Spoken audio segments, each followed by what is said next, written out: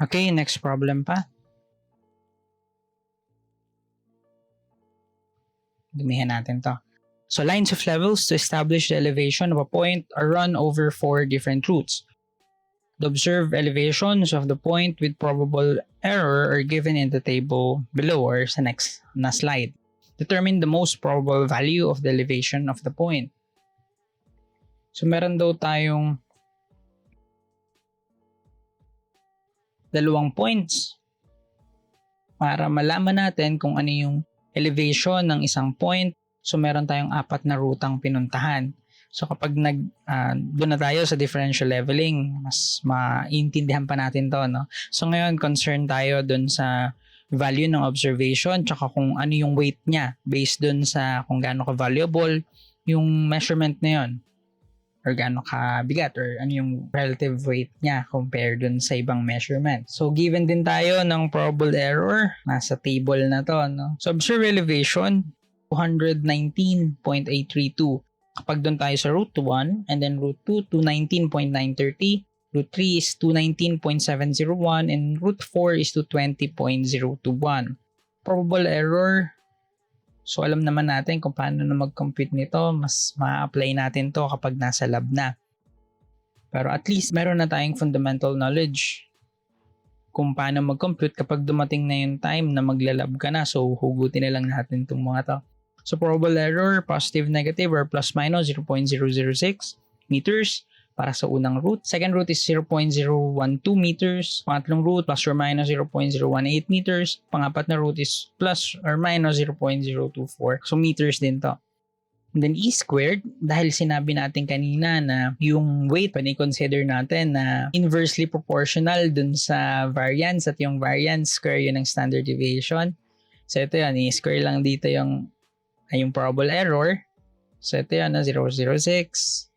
So 0000036, 000144, 000324, tsaka 000576.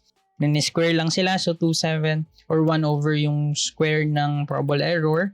So 27778, 6944, 3086, tsaka 1736. Pag nag-lab tayo, tapos kukuha tayo ng elevation ng isang point, so sana ma-apply din natin to na marami tayong routes na pagdadaanan para ma-apply natin to, itong concept na to. Okay? So itong relative weight, so nakuha yan. Ginawang 1 yung smallest value natin dito na 1736. So yun yung may pinakamababang relative weight. Kaya nga siya relative weight.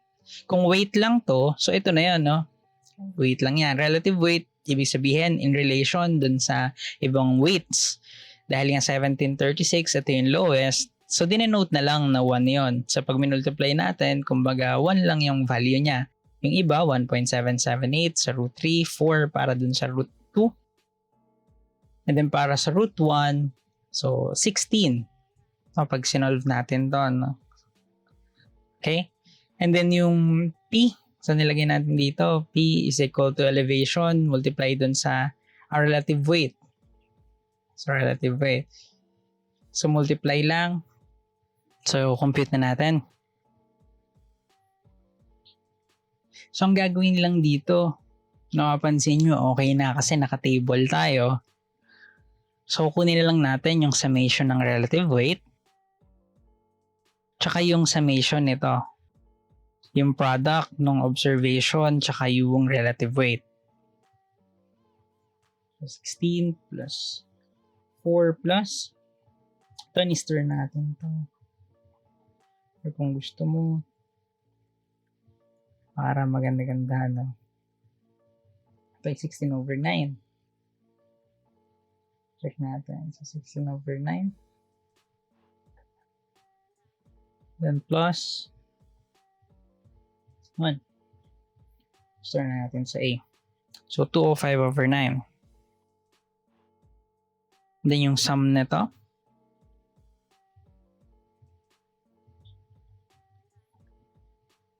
is 219.32, 16 plus 219.93 times 4 plus 219.701 multiplied sa 16 over 9 So, yung value na to, so 16 over 9 yan.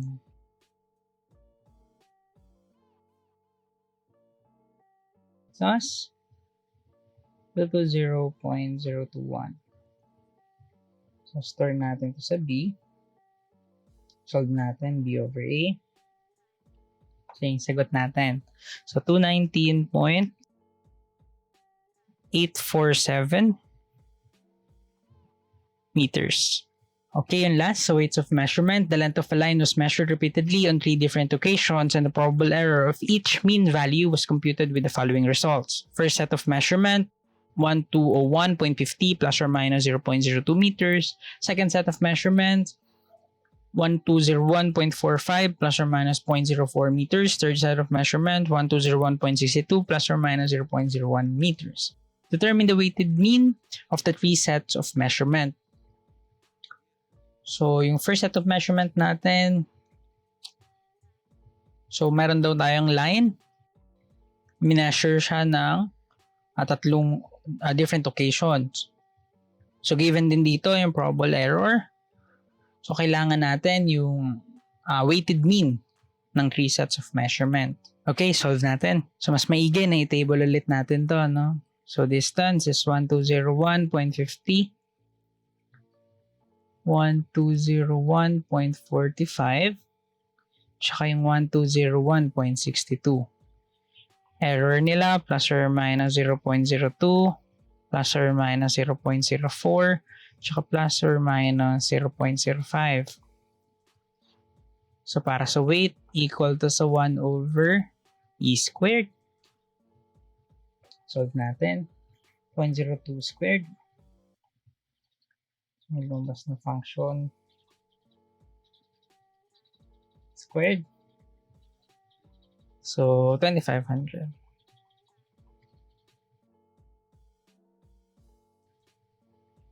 And then 1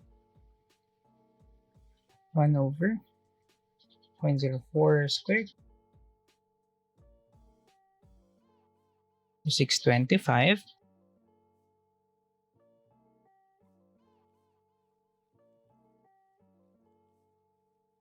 And then 400. So, pwedeng kunin mo ulit yung relative weight or pwedeng ito na. So, ito na lang.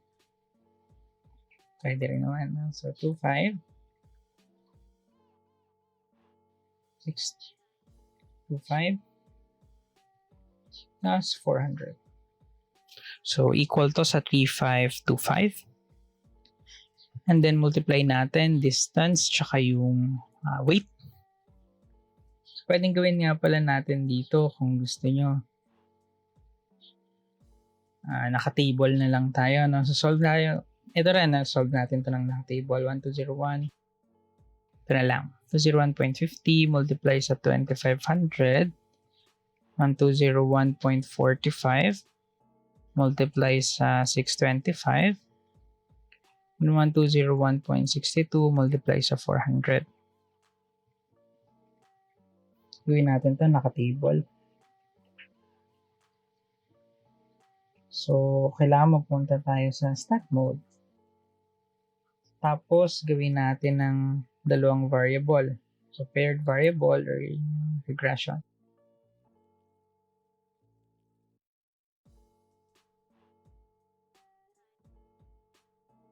Para sa x, 1201.5. 1201.45, 1201.62. Then y, 25, 625, 400. Yung frequency, hayaan lang natin yun dyan. Sa AC, go na tayo sa stat mode. Summation. So first, summation ng x, makuha natin, summation ng x squared.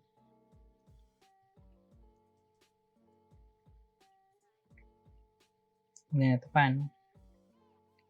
Summation ng x times y. So ito yun. Summation ng x times y. So 42353. 04.25. So kung gusto nating i-recheck, 1201.5025 plus 1201.45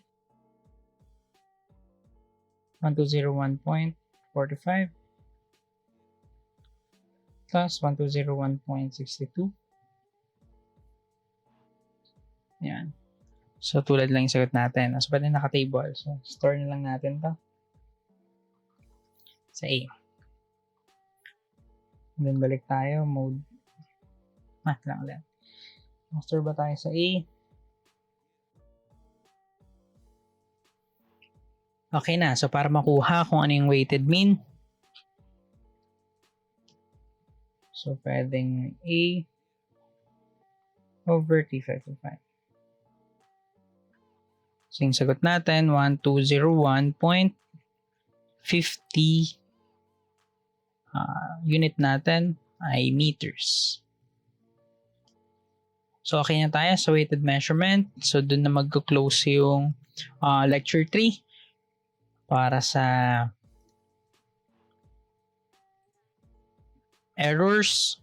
Next naman natin, lecture 3 pa rin, din tayo sa measurement of horizontal distances. Last ay yung sa vertical distances after nung sa horizontal distances.